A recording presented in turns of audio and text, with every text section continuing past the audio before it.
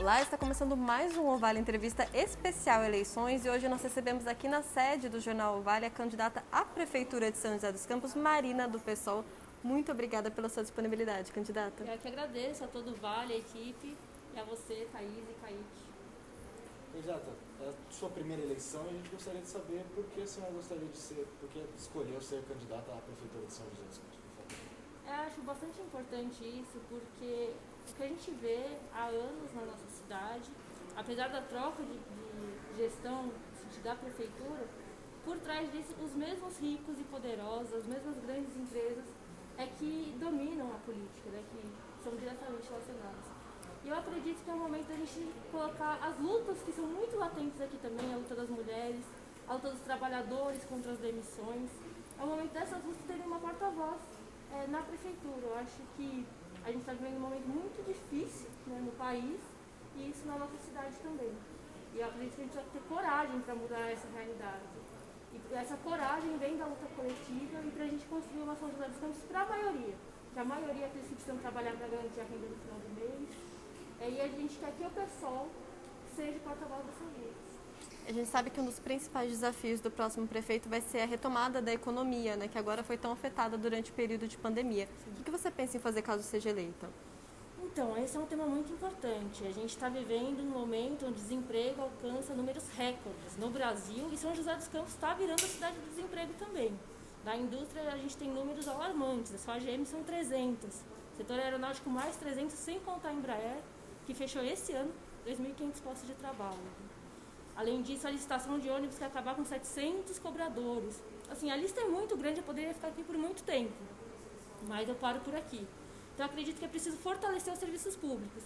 Somente os serviços públicos que rompem com essa lógica de garantia do lucro, né, em detrimento do trabalho e da renda da maioria dos trabalhadores. Então, fortalecendo o serviço público, você gera emprego imediatamente, né, com a construção, mas também em perspectiva, com a abertura de concurso público, servidores para fortalecer o serviço para o conjunto da população. Então, além de garantir emprego, ainda garante um bem-estar melhor para o conjunto dos joseenses. Isso é fundamental. Além dessa questão da economia, caso seja eleita, quais devem ser as principais prioridades do seu governo aqui no município? A gente quer acabar com a desigualdade social. Esse é o principal problema de São José. São José é uma cidade muito rica, mas infelizmente muito desigual também.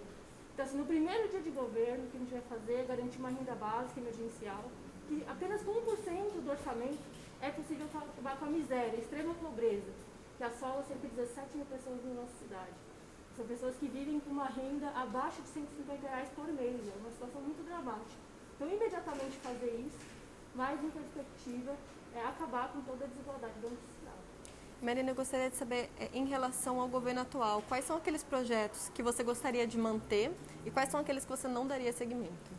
Então, justamente é um problema de concepção do que a prefeitura deve fazer. Eu não acredito que a prefeitura deve ser um balcão para gerir os grandes negócios. A prefeitura deve servir ao conjunto da população. Então, a gente está aqui perto da Ponte Estaiada, que é um símbolo, uma marca, né, do governo do Felício, mas que, apesar de fazer esse tipo de obra, não faz obras que respondem às demandas, aos anseios do conjunto da população. Né? Então, a gente vai inverter a lógica de governar. A gente quer governar com e para a maioria. Então, os joseenses precisam ter capacidade de opinar sobre o que deve ser construído, o que deve ser feito. E, infelizmente, essa não é a lógica atual. A gente estava falando dos empregos, da Embraer, por exemplo, que é a empresa na qual eu trabalho. A prefeitura veio ao público falar, por exemplo, que a empresa devia ser vendida para a Boeing. Mas demorou cerca de um mês para vir a público e se posicionar contra as demissões. Então, essa lógica precisa ser rompida. Né? Candidata, você falou da questão de desigualdade social. No seu plano de governo são citados 2 programas de renda básica.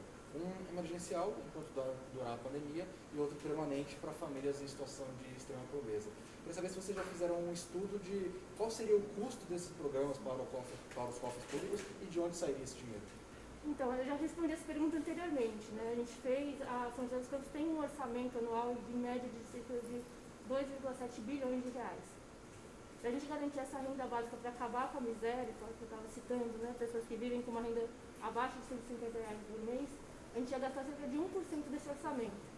Só para a gente ter uma ideia, só de aditivo com as obras que foram feitas nessa gestão, tanto na ponte do Bolinho Caipira, quanto da Via Cambuí, são 33 milhões de reais. Para fazer essa renda básica para 17 mil pessoas, a gente ia gastar menos de 27. Então, assim, é possível fazer isso de forma imediata.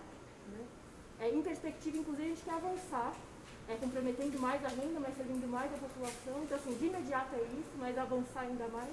E em relação à pandemia, é importante lembrar que a cidade ela recebeu, né, um auxílio também do governo do estado. Só que também foram com prioridades equivocadas, na minha opinião. Então, a gente tem a situação, por exemplo, dos motoristas de transporte das escolas, ou um exemplo muito emblemático é o das professoras eventuais, que têm vínculo com a prefeitura, mas não receberam durante o período da pandemia, mas não conseguiram solicitar, por exemplo, a renda básica federal, porque tem justamente por ter o vínculo aqui, né? Então ficaram jogados totalmente à própria sorte, e isso é inaceitável, né? Então, assim, o dinheiro está aí. O problema é onde ele está sendo colocado. É possível fazer, existe o dinheiro, o que falta é vontade política. Ainda nessa questão de custos, a gente sabe que no plano de governo da senhora tem a promessa da tarifa zero no transporte público. Então, novamente, eu gostaria de saber de qual seria mais ou menos o custo disso para o município, de onde sairia esse dinheiro, se você puder explicar melhor também esse projeto. Sim, isso é importante, porque assim, isso é um problema de realmente como a gente enxerga as coisas. O transporte ele é um direito constitucional, ele foi incluído após as manifestações de 2013, em 2015, inclusive com o projeto da deputada federal Luísa Erundina, que faz parte do PSOL também. Apesar de ter sido incluído na Constituição, não existe uma determinação em relação à questão de verbas, né?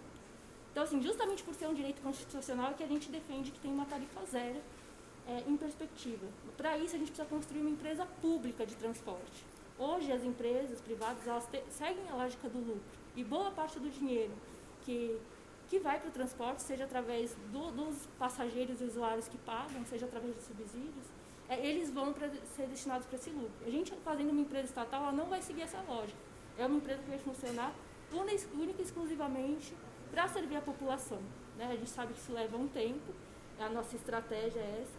Então, a gente defende de forma imediata a tarifa zero para os estudantes, né? Isso acontece em várias cidades do Brasil, para os desempregados e quem recebe auxílio emergencial, e também para as mulheres com criança de colo, né? Para a gente conseguir fazer isso, a gente vai precisar rever as licitações atuais. As licitações hoje elas são pouquíssimo transparentes, são extremamente antidemocráticas, e o que a gente vê com isso, uma falta de informação e transparência, são determinações como a da Justiça, por exemplo, mandando ampliar a frota da nossa cidade. A gente precisa fazer com que ou os governantes pensem nisso, não precisa ver intervenção judicial de fora para garantir esse tipo de coisa. Então, aumentar a frota de ônibus é fundamental, porque hoje a lógica é inversa, né? Mesmo no meio da pandemia, quando a gente estava de mais distanciamento, o que aconteceu é que foi reduzido em quase 25%. Então, entendendo isso, fazer isso junto com a população, com democracia e transparência, a gente vai conseguir fazer. Exato. Outra proposta é de revogar a reforma da Previdência Municipal. E de acordo com as regras da reforma da Previdência Federal, o município que isso fizer, ele não vai conseguir obter o CRP, que é o Certificado de Regularidade Previdenciária, e com isso não pode mais receber repasse da União, por exemplo, obter financiamentos para obras com bancos como a Caixa Econômica Federal, enfim. Mesmo assim, acha que valeria revogar essa reforma da Previdência e como lidar com essas questões? Kaique, a reforma da Previdência de São José dos Campos ela é uma das mais agressivas do país. Não é exagero falar isso.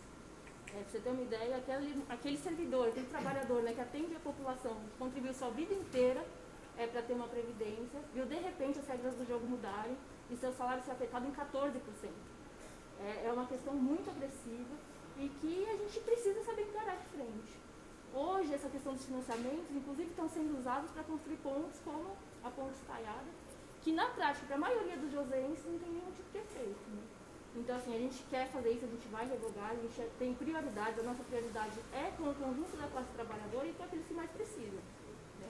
Eu acredito que com a participação do conjunto da população, a gente também vai conseguir mudar a percepção das pessoas do como fazer isso, né? Então, junto com a população, a gente revogando, é possível a gente conseguir conquistas que a gente nunca teve na nossa cidade.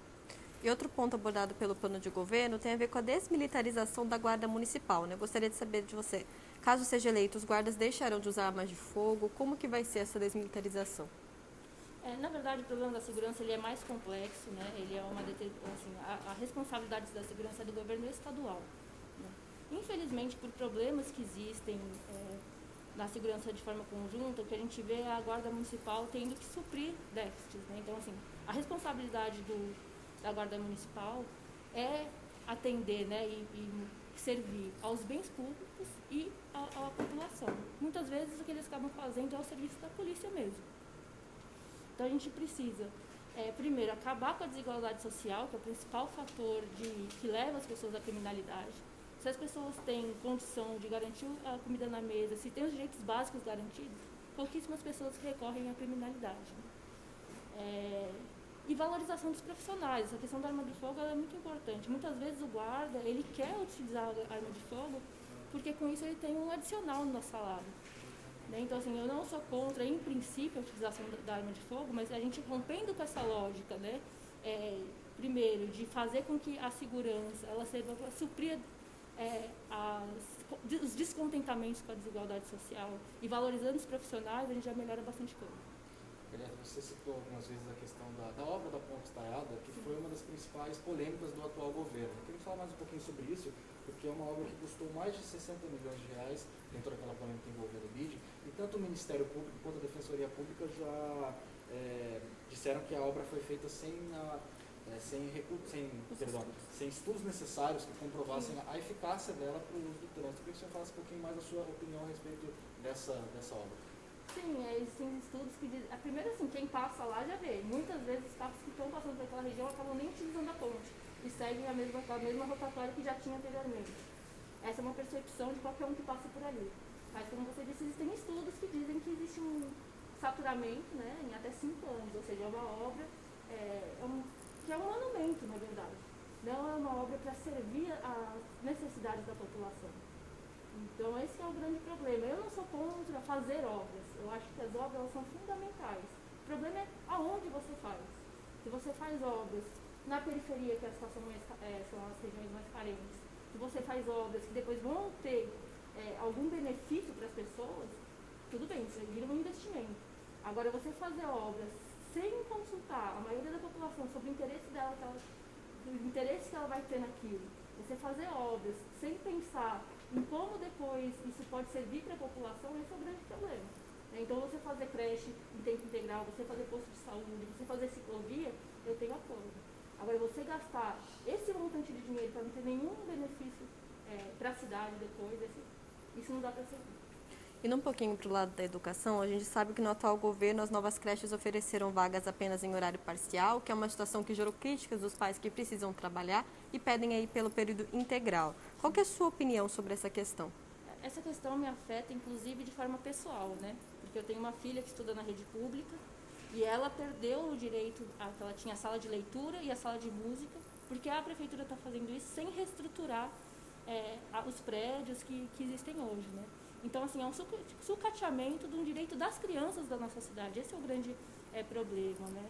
A cidade tem dinheiro, tem condição de garantir creche em tempo integral para todas as crianças, sem sucateamento, mas não faz isso. Né? Então, a gente precisa garantir, primeiro, pelo direito à criança, e, segundo, o direito aos pais e mães. Infelizmente, as mães são as grandes responsáveis pelo cuidado dos filhos ainda, né? As mães que não trabalham não têm prioridade para colocar os filhos e não conseguem vaga, e por não colocar a criança na creche, às vezes não conseguem um emprego. Então, é um ciclo muito excludente para as mulheres que mais necessitam. A gente precisa romper com isso, garantindo direito para as crianças e para as mães e pais. Exato. Em meio a toda essa pandemia do coronavírus, ainda no mês de abril, a Prefeitura aqui de São José iniciou uma tentativa de flexibilização das medidas de quarentena, inclusive chegando a se opor ao Plano São Paulo, projetos do governo do estado para essas medidas. Eu queria saber, na sua avaliação, se você acredita que o atual governo ele enfrentou a pandemia de forma correta aqui em São José dos Campos. Eu acho que esse elemento é muito central. A gente não pode deixar de sensibilizar com o que está acontecendo. A gente não pode se acostumar com as mortes todos os dias. Eu sempre começo isso prestando minha solidariedade aos pais e amigos desses familiares, né, que acabaram perdendo a vida. E eu digo que a gente poderia ter evitado isso. E são 3 passos para isso. Primeiro é isolamento social. Se a gente tivesse garantido o isolamento social lá atrás, a gente não tinha ficado nessa situação mais ou menos por tanto tempo, provavelmente poderia estar retornando à normalidade hoje. O segundo passo é a questão da testagem em massa. A gente só fazia teste aqui para quem era suspeito. Então isso é muito ruim. Numa doença onde você não conhece sintomas, onde muita gente é assintomática, muita gente acabou disseminando o vírus por não ter a testagem anteriormente.